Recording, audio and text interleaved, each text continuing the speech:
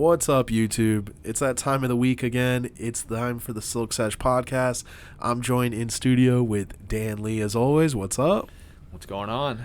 Not much, man. Not much. Just trying to make it through this week. We've tried to make some improvements to the show, and this is kind of like the first test run.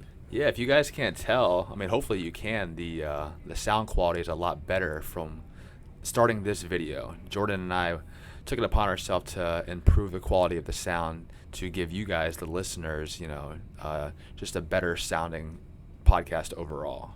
Yeah, I mean, we've listened to the mics, and the mics sound like it's definitely improving the sound quality. So we'd love to hear what some people think. When you listen to this, give it a like, maybe comment on the sound or something. But we're trying to make some improvements here so the sound is a little bit better. There was some issues with the some of the equipment, but we're getting it all figured out. So basically what we've been doing is we've been recording on our phones, which, if you guys have listened to all of our past podcasts, haven't been the greatest of sound quality. So him and I went to Best Buy yesterday, and we were just looking at some stuff, some laptops, some microphones, some headphones. Jordan, for some reason, had to get like the top of the line, like Apple MacBook Air that he could have easily just got like a regular laptop, but he needed to have the best of the best. I mean, you're lucky you didn't have to get the pink one. Nah, this shit's gangster. I mean, I spent a little bit on it, but it's an investment, obviously. But Daniel did some research, found out what mics are typically used for a lot of podcasts, and he also was able to kind of figure out what headphones maybe we should be using. How would you rate that overall experience? So I purchased a set of headphones, 3 headphones, one for me, one for Jordan, and one for our potential guest if we have some on for that week. And everything I read online suggested to get a microphone called the Yeti. It's Bluetooth, it's wireless, it's very small. This one I purchased was called the Bluetooth Nano. And based off the sound quality and talking into it and for the price, I think it's very good for, it's a good bang for your buck. So I purchased 3 of those. And then I also purchased 3 sets of headphones. I think they're Insignia headphones, which are just like basic, nothing crazy. There were some that I saw that were like $200, but these were a little, we're on a budget here. We're not big time yet, at least not without you guys. So I purchased those as well.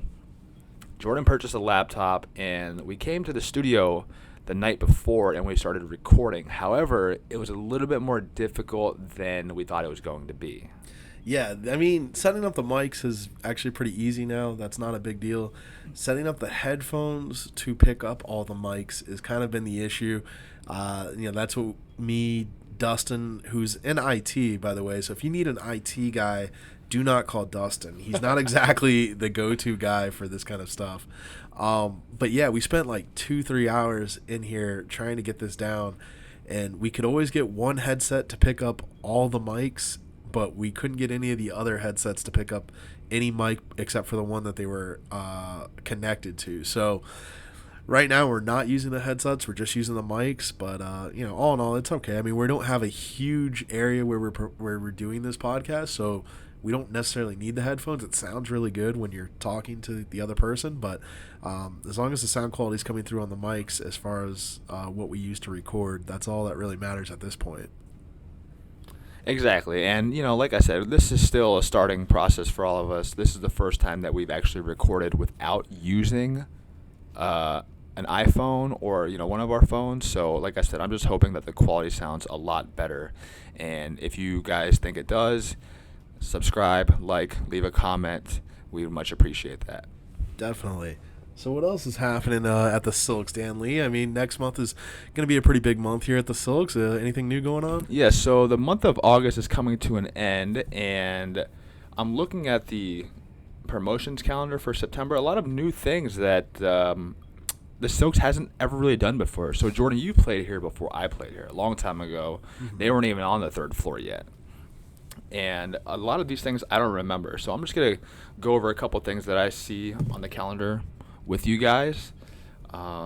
So, for example, on Mondays and Wednesdays, they're giving away $600 every hour.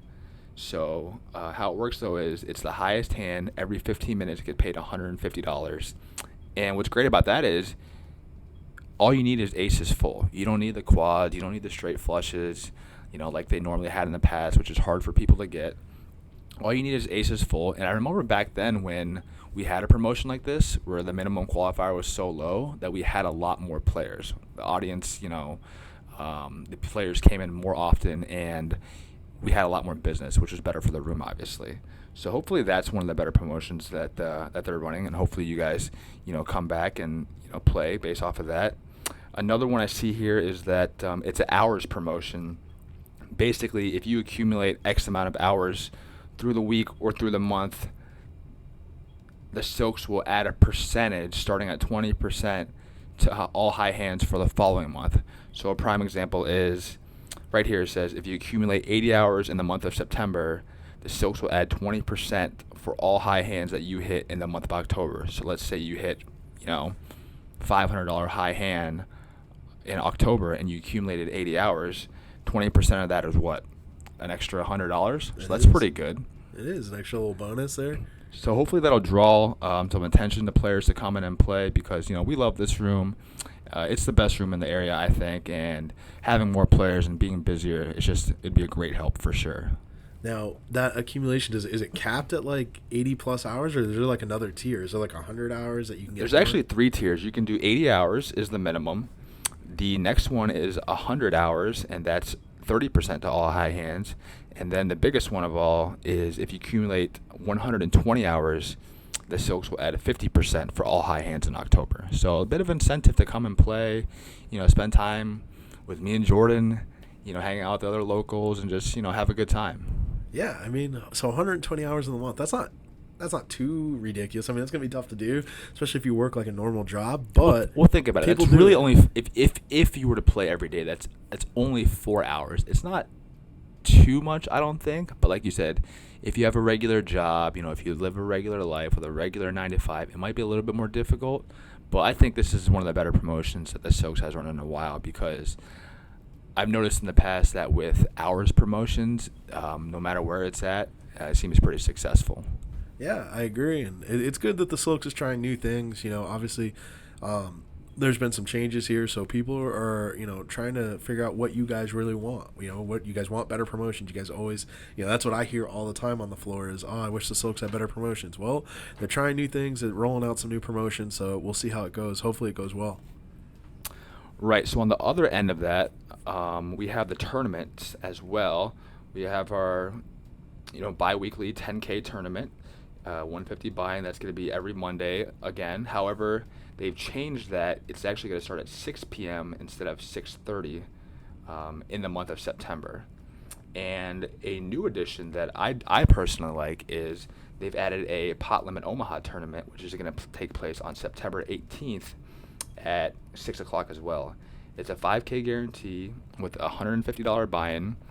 And I love playing PLO, actually. However, I'm not as good at it as whoa. I'm not. Is that true, Dan? I'm admitting I'm maybe not as good as a PLO player as I would like to be, but I do like to play. It's a little bit of a gambling game, but I always find myself losing thousands and thousands of dollars. But in the PLO tournament with only a $150 buy-in, even if I buy in a couple times, I can only lose $100, $200, $300 with a chance of winning a couple thousand. So I think this is a great value. $150 buy-in, 5K guarantee. September 18th, PLO tournament at 6 o'clock at the Silks. We will, when it nears towards that date, we will get more into it. But for all you PLO players that play at the Hard Rock or Lucky's, if you want to decide to come and play a PLO tournament that night, the Silks is offering one. I like it. Yeah, PLO is a fun game. Everyone likes to step in there. Everyone thinks they're better at PLO than they actually are. So it's a little weird to hear you go the opposite way and admit that PLO is not exactly your bread and butter. You know what's funny is I have a friend, you may know him. I have a friend who thinks he's very good at PLO. However, based off of what I see, at least in the past, and being in hands with him, I'm not saying he's not good, but I will say he is very lucky. And people like to give me shit for being lucky myself and hold them, but this guy is just extremely lucky. I think just in poker overall, and in PLO mostly. Like the other week, I got all in with him, and I flopped top set. He flopped middle set, and he hits a one-outer on the turn for like a 3K pot. I'm not going to name names. That person knows who they are. But it just goes to show that there's a lot of luck in PLO. The variance is super high. You got to gamble all the time. And if that's your kind of game, come to the Silks on the 18th and come try the tournament out. Well, I mean, there are a few of your friends that I know that claim to be very good at PLO. So I'm not sure who you're referring to, but if they're listening, apparently Dan Lee thinks you're a very lucky person. So congratulations to you. Oh, I'm not taking anything away from his game. I'm just saying he is lucky. Like, let's be honest. In PLO, I would rather be lucky than good. And Hold'em, I would rather be good than lucky. I mean, you just got to know when to gamble, when not to gamble. You're never that big of a favorite after any flop in PLO. So, I mean, you've got to kind of pick spots, and you've got to realistically, high-level PLO players, they pedal the nuts, essentially. When you flop top set against bottom or middle set, you're a pretty big dog. Yeah, I mean, with no back doors, just a set. In that situation, but I mean, he did have backdoor quads as well. He could have went Jack, is from what I heard in this hand. Okay, so basically, what happened this hand was we were playing 1-2-5, and there's open at 20. I called with queens and sevens, spades and diamonds. So there's 5 of us to the flop, so there's $100 in the pot. And the flop comes out queen 3 deuce with 2 spades. I flop top set and a queen high flush draw. One player goes all in for like $80, and my hand is so huge I could easily just raise and just get heads up with him, because I'm sure this particular player has a very wide range that he's shoving with. But my hand is so strong, I'm gonna get action from a lot of other hands. I decided to just call. Don't know if this is the correct play or not. I don't want to be results oriented, but I think this is probably the correct play, given that first of all I have such a strong hand, and second of all we're short-handed. There's only 5 of us. So I elected to call, and the player behind me called as well. The turn card came in offsuit 3, so it's queen 3, 3 deuce, 2 spades. And I elected to bet pretty small. I bet 150 into about 400. And then this player just goes all in. He goes all in for my effective stack, which is about 700 additional. You would think that when you have top full house, you'd be happy about getting it in. But in PLO, it's a lot different for all you inexperienced players out there. There's going to be plenty of times where you run into quads. And unfortunately for me, this was one of those times. I ended up calling off, and the first thing he says is, I got quads once or twice. And I'm like, great. So, I mean, I guess I could have folded for the additional 700. Kind of a really tough spot. However, I think if he had 3s like he had and it came a deuce on the turn instead of a 3, he may do the same thing. He claimed he knew I had pocket queens, but this particular player, he likes to claim that he does a lot of things correctly and better than others, so that may or may not have been true. These hints that you're giving about this other player, I'm starting to narrow it down. I think I may know who it is, but that's interesting. So yeah, so anyway, we ended up running it one time because I just wanted to, if I'm going to win this big pot, I want to hit the one-outer. So we decided to go one time. I brick, obviously, don't hit the one-outer, and he scoops like a 3K pot, and I end up going felt that night. So that's kind of the reason I don't want to play PLO, is because you can get super unlucky on the turn or on the river when the pot's already huge. You can't control anything. Variance takes place. That's why I think this tournament, I'm definitely going to play. That's why I think this tournament is going to be a good turnout. Nice. So we got the PLO tourney coming up. We've got tomorrow night is the 10K guarantee here at Silks. The Silk Sesh Podcast crew is not covering this event.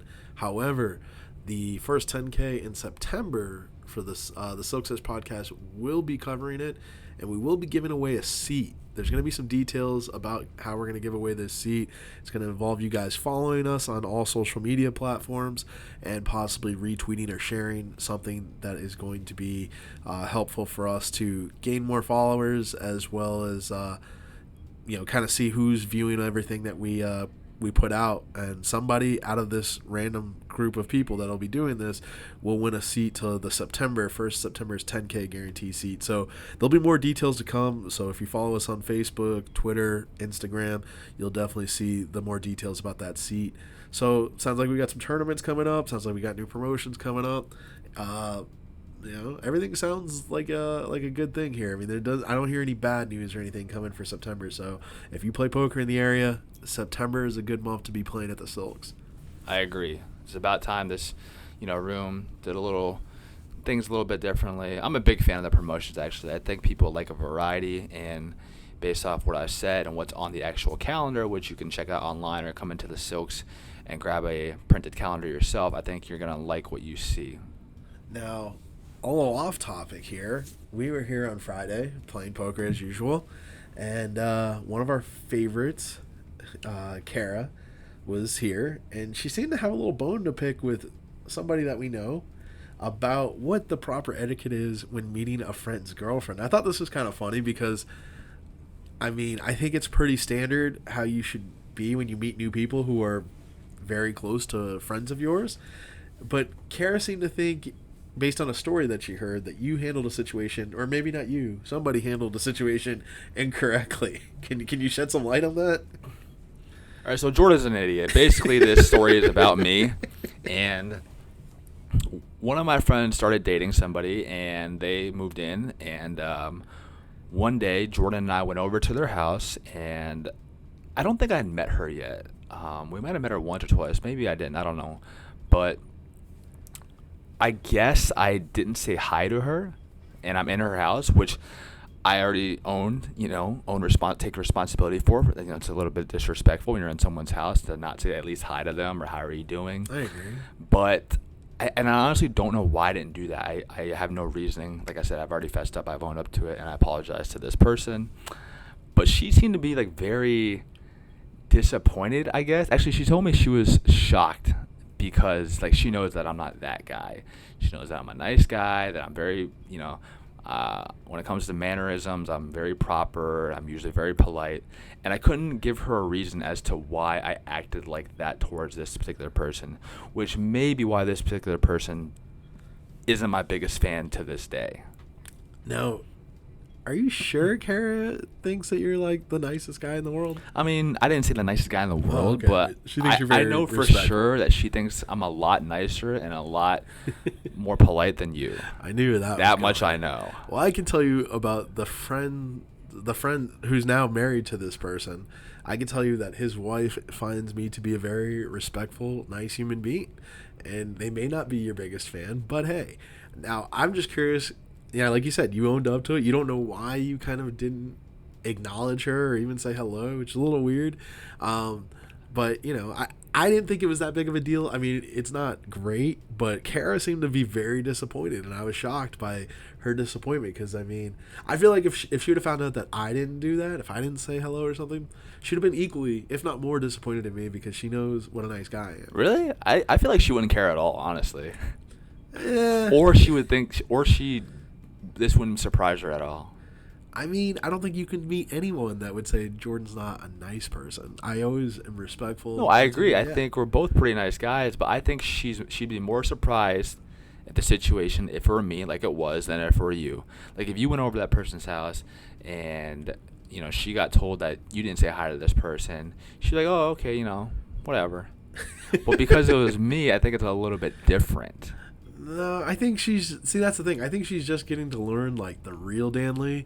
And if our guest who we were hoping to have here today, Sherman Johnson, who's going to tell all, apparently, he said he's going to tell the truth. I don't know what that means, but I don't know what that means either. if he were here, I'm actually disappointed that he's not here. I think this would be a great time for him to kind of tell the truth or say what he really feels. But what do you think he would say in this situation based off, one little incident that, for all of you out there, happened 5 years ago? I think he would say that's pretty standard of Dan Lee. There's a lot of people who I've heard in the past that have been they just don't think you're as personable. You are a very personable person and you talk a good amount, but you need to be very comfortable with your surroundings, and I get that. So I don't think your first impression is necessarily your best impression. And that sucks because, people remember your first impressions more than anything, I feel like. I'm not going to lie, I don't give the greatest first impression. When it comes to meeting people for, the first time or talking to them, I'm just a little bit more, I'm not as comfortable as if with, I'm around my friends. So, I will admit that, but that's fair. I'm really glad Sherman's not here, actually, because this show might be a 3-parter. Yeah, given what he has to say about me, probably you, Yeah. and just the Silks poker room as a whole.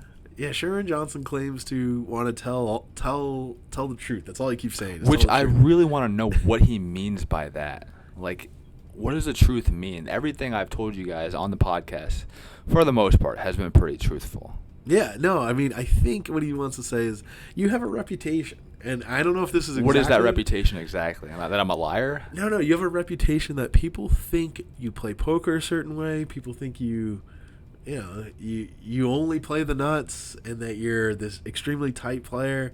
And I think Sherman has a different idea about your poker game and maybe you as a person as well. I don't know. Okay, so Sherman's not here. Let's ask your opinion on that. What are your thoughts of my poker game?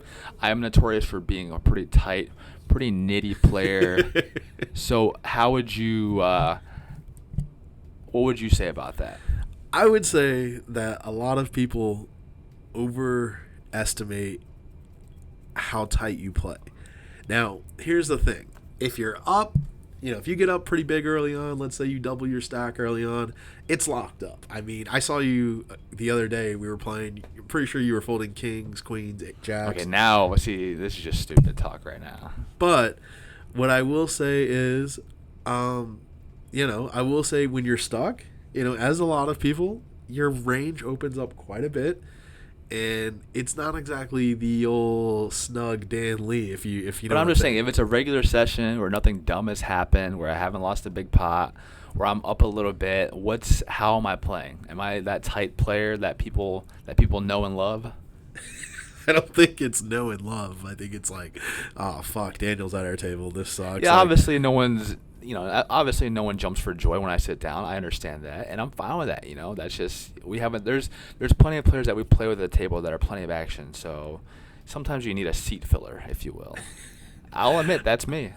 I mean, I will say on average you play tighter than the average Silks player on average. However, that's not saying much. Exactly. However, if you take like an interesting beat or something funny happens in a hand that doesn't go your way, as our boy Uncle Phil likes to say, here comes Tilty Dan. And when Tilty Dan's in action, people love it because your chips are all over the place. I mean, I did see you put in 500 the other day with Ace Queen when there's 3 all-ins in front of you. Okay, we already discussed this. But yeah, we don't need to discuss it again. I'm just saying that's what I saw is what I saw. Yeah, sometimes you got to gamble. It's a good thing you'd have aces in the hand because you would have lost and you would have been pissed. Exactly. And, I knew that the ace-queen suited was the way to go, but I just had the wrong suit. I just think sometimes you got to gamble. And I think... Oh, I'm aware. I know, I think if there were whole card cams and people could see the type of hands that you open with, that you 3-bet with, that that you're in there mixing it around with, I think a lot of people would be surprised. That's all I'm saying. What? I hope that the Silks gets whole card cams for feature tables of 1-3 games for us so people can see that I'm, just folding ace-king pre-flop and I'm only opening kings and aces. Like, that's the range of hands that I'm calling with. Like, if there's a raise and a re-raise and I have queens, all right, I'll ditch them, next hand. Now, see, I have done those things, unlike you, but that's usually when I'm about to get up and leave. I don't want to get involved in some silliness, but yeah, I mean, unlike you, I'm not afraid to play. No, I'm not afraid to play ever. You just told me I just put in 500 with ace queen. I saw you fold ace king suited because you were down, I think, like $12 at the end of one session, and you're like, I'm only playing aces. And then you showed me your hand, but before you showed me, you laughed. And I didn't understand why you were laughing. Like, you showed me your hand. No straddle, no nothing. And you just folded it like it was nothing and just left. And I looked at you like, what the fuck? Yeah, sometimes you just got to make sure you get out of there. I remember that session. That session was a battle. I was stuck a ton, and I basically got even. And I was like, you know what? I'm going to go home. This has been a nightmare session. Unless this is 2 aces, I'm not playing. And the dealer just happened to toss me the old ace-king suited. It's not good enough. I even think if you had 2 aces, you would still fold too. No, if I had 2 kings, it'd be a decision. Like, I don't even know why you even bothered looking. Because it could have been 2 aces. Because, like, what you would do with 2 aces there, I feel like is you're either folding or you're making it 100.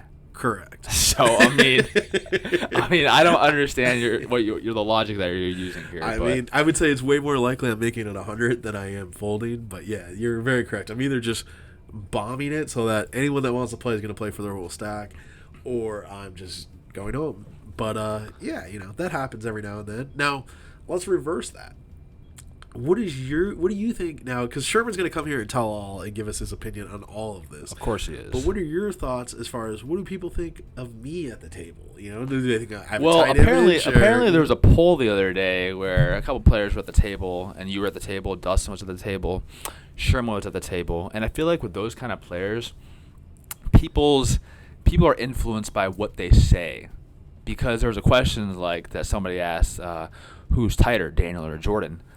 Shockingly, the vote was the majority of you. Not shockingly. Which I don't understand, because they had just said you had put it all in with a queen high flush draw against two players with a paired board and got there. Best hand. That's true, though, right? I made the best hand. So you did get lucky. You're right. So made the best I will hand. say, Jordan and I, when we're stuck, we do mix it up a little bit more. When it's just like a regular session, he tends to mix it up a lot more than I do, I would say.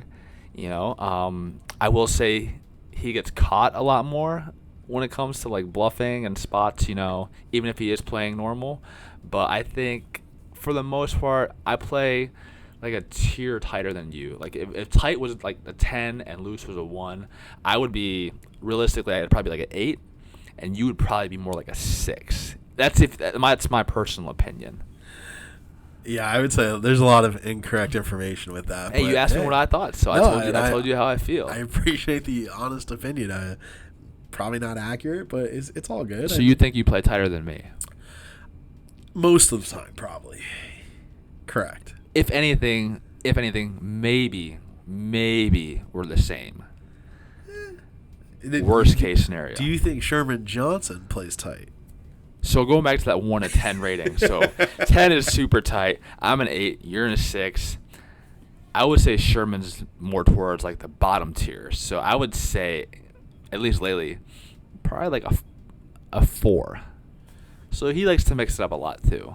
He does. He's very active. He likes to get in there. And there's nothing wrong with that. There's nothing wrong with it. Everyone needs players like that. You need players that are going to get it in, that aren't just going to play the blades. A good mix of a table is you've got maybe 4 or 5 guys who are willing to gamble, get it in. Maybe you got 1 or 2 tight players, and then you maybe got 2 guys that are in the middle. That's a solid table. Everyone's got spots that they can try to exploit, and that's a solid table. So you know what? That's a good topic to talk about. What is your dream table? So name 8 other players at the table besides yourself, and what would your dream table be? Because you said you like a nice mix, and I agree. I don't think there should be too many bad players at the table. Obviously, there shouldn't be too many good players. You got to have a group of players that gamble a lot, and then you got to have a bunch of seat fillers. So who would you say is at your featured table? At my dream table, I mean, right off the bat, I'm putting Uncle Phil at my table. You just need him for comedic effect, as well as he's action. He likes to gamble. He likes to play. And I don't think Phil plays bad. I think Phil plays pretty good. Now, when he's stuck, he gets a little maybe out of line. But, again, like we just said, a lot of people do. But, I think Phil at the table is just a must anywhere you go. So Phil would be my number 1 choice to have at the table. Another person you want at the table is Rich. Now, Rich is perfect for the game because – money's not really, especially at the 1-3 stakes or the 1-3-6 stakes, money's really not a big issue for Rich. So Rich is coming there to have fun. He's coming there to gamble. He's not looking to, just play kings or aces. So you got to have Rich at the table. A lot of fun to have at the table as well. And then I think, as far as an action player, you got to have Paul in there as well. I mean, Paul is action. He's never seen a pre-flop raise that he likes to fold to, so I mean he's in there. I don't even know why he looks at his hand. I agree. I don't know why he looks either. He's in there no matter what pre-flop because, like he said, I've heard him say a million times, you never know what's going to flop. So, I think Paul is very key to that game. Now, those 3 players are pretty action. I like to scale it back a little bit here. You got to have some players that maybe aren't complete crazy action, but like players that aren't snug, and that's where I think Sherman would fit in. So Sherman would be a good player to have at the table because he likes to play a lot of hands. He doesn't get too out of line, but he still likes to get in there and gamble. So those are 4 guys right there. So then I need 4 more players. I think somebody like Dustin you got to have at the table because he's just fun to watch. He'll tank every fucking hand. He'll bitch and complain when he gets unlucky, but then when he gets lucky, he's just so good. You gotta have like that good mix, and he'll rub everybody the wrong way. So not only will you get like ridiculousness out of his play, you'll get some verbal banter back and forth. You'll have people threaten to kick his ass at the table, which is incredibly entertaining. So I think somebody like Dustin is very important to have at the table as well. You gotta have Bob. Bob's got to be there. You can't have a table without Bob. He's tons of action. He likes to gamble, and he's a good dude. And so I think Bob is part of that table as well. Then you can throw yourself in there. I like when you're at the table just because I like to see how you approach certain situations with certain players. I think that's always good. And then you could throw, a number of, let's throw a shout out to our boy Dan Mencio. Bro, I just butchered your name. But our boy Dan, who's a big supporter of the podcast, he plays very tight. He's not in there mixing it up a ton, but he will make a move here or there, and he plays pretty solid. I think you need to have one of those guys at the table because it keeps everyone else kind of under control. If you get too many maniacs at the table, it's just a legit flip fest. So I think Dan is a good guy to throw out there and complete that feature table. That seems like a pretty solid assessment. I would probably agree with most of the stuff that you said. And what's funny is that's not really a dream table. That's every night here at the Silks. So for all of you guys that don't know about the 1-3 game or the 1-3-6 game that the Silks runs, you need to check it out. Usually Friday's a good day to come and play. Thursday night's a good night to come and play. Honestly, every night's a good night to come and play. So if you want some high stakes action and with the potential of a big earning day, I think you should definitely come check out the games late at night. Usually anytime after 7 or so, that's when the games get pretty good. They'll start out slow, but eventually the action will pick up at some point. The nice thing about that table is every one of those guys are good dudes. So, that's a big thing too. Like, one of the reasons why I like the Silks is most people that play here are respectable people. You go other places and play, you're going to get some real scumbags. And so, that kind of sucks. And it ruins, there's no table vibe. Everyone's, afraid to talk. It's real quiet. Everyone just looks like they're miserable. And when you're here and you're gambling, you're playing cards, you're having fun, it's a social game. You're supposed to be interacting, having fun, playing around. And that's something that the Sulks offers that not really any rooms in this area do offer something like that. So, those guys I named, they're great guys to play poker with, but they're just good people in general. They're definitely not scumbags. So that's why I really enjoy about it. And I actually played with a couple of them the other day. Phil was at my table, Rich was at my table, and Sherman was at my table as well. And I want to start doing a hand analysis every time that we have a podcast. So I want to go over one hand from that night in particular. So on this hand, I was in the small blind, and we're playing 1-3, and a couple people limped in, and then the player on the button makes it 20. I'm in the small blind pocket 4s, and pretty standard call here. So I called, and it ends up being 5 of us to the flop. Now the flop comes out 9-6-4 rainbow. So obviously a great flop for me. I flop a set. I check. A middle position player bets 30, and the button raises to 100. At this point, I think the button's hand is pretty face up. I think he's going to have a lot of over pairs, jacks, queens, kings, aces. So I'm thinking to myself, what's the best option here? I thought that calling, I think anything other than folding is going to look really strong. If I put in a raise, I might scare him off. If I just flat call, I think he could think that I have a lot of different hands. I could have 8-7. I could have pocket 10s. Maybe I have a 9. Or I can have the exact hand that I have, which is a set. Also, I decided that calling was better because the player that had originally bet 30, he's got about 170 left, and that's just enough that if he shoves and the other guy calls, that I could reshove, and that's going to put the button in a really tough spot. So that's the reason, and that's the kind of logic I decided to use. Obviously, it's not going to work out like that every single time, but that's the play I decided to go with. I decided to just flat call. The other 2 players folded, and then the original bettor goes all in. And he literally had 170, which is the minimum raise that he can make in order for me to go all in if the other player decides to call. However, I didn't need to do much thinking because the other player just goes all in himself. Oh, sick. And he has me covered. I started the hand like, I don't know, close to 500. So obviously snap call. So we're 3 ways all in, huge pot. And I turned them both dead. They turned to 4. I turned quads. This might have been like the 5th or 6th hand that I played. I turned quads. River's obviously, irrelevant. And I scoop a huge pot. I hit a high hand, $300 high hand on a Tuesday, which I thought was surprisingly good. I thought the high hands, because I don't really play the Mondays, the Tuesdays, and the Sunday nights, but I got a pretty good payout for that. Won probably like $1,000 pot, so that's probably like a $1,200 or $1,300 hand. So I'd like to hear from you guys to tell me what you guys think of how I play that hand. Would you have raised? I mean, I told you the end result, but I guess it doesn't matter how I played it. It seems like if the other players going all in after I just cold called 100, he's not getting away from his hand anyway. What do you think? No, I think that's just a hand that's inevitably going to happen. What were these other hands? So the player that led out for 30 originally, he had top 2. He had 9-6. Okay.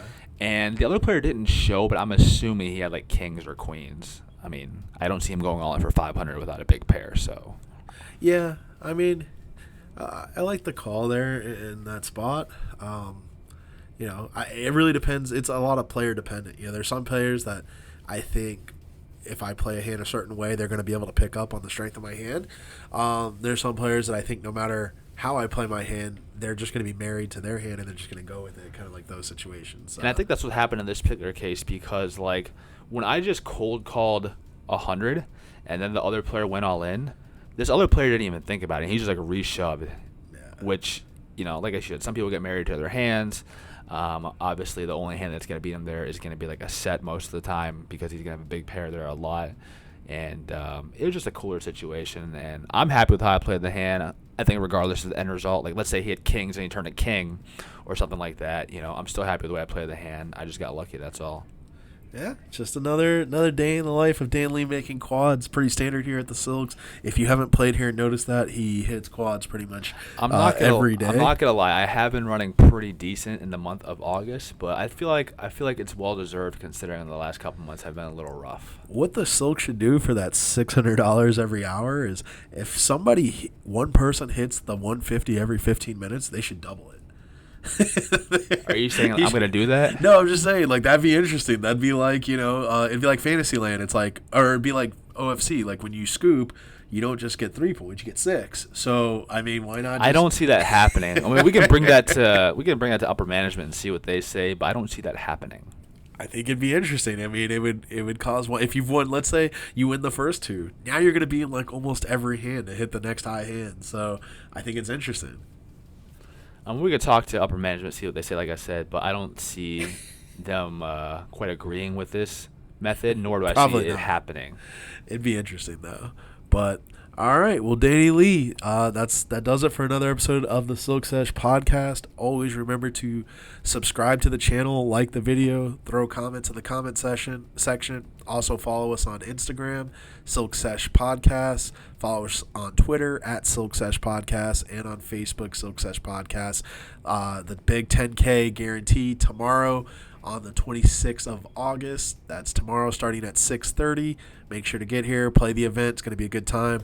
And also be on the lookout for all the new promotions coming in September, as well as the promotions from the Sesh Podcast, the free seat giveaway for the 10K in next month, and other good information coming your guys' way. Any last words, Dan Lee? Yeah, as far as that seat giveaway goes, we'll have more information on that as we get closer to September. Follow us on all the social media platforms. With Instagram, what we're probably going to do on there is we're going to want you to follow and like a few pictures, and that'll put you into a drawing for the free seat. I'm sure something similar like that is going to be done on Twitter and Facebook, where if you follow or like or share, you're going to be given entry to do it as well. And as far as that goes, that'll be coming up in the next few weeks. And tune in next time because I think we're going to have Sherman Johnson as a special guest, but you never know with that guy. He's all over the place. But we will have a guest next week, regardless if it's him or not. But thanks for listening, and we will see you later. Peace out.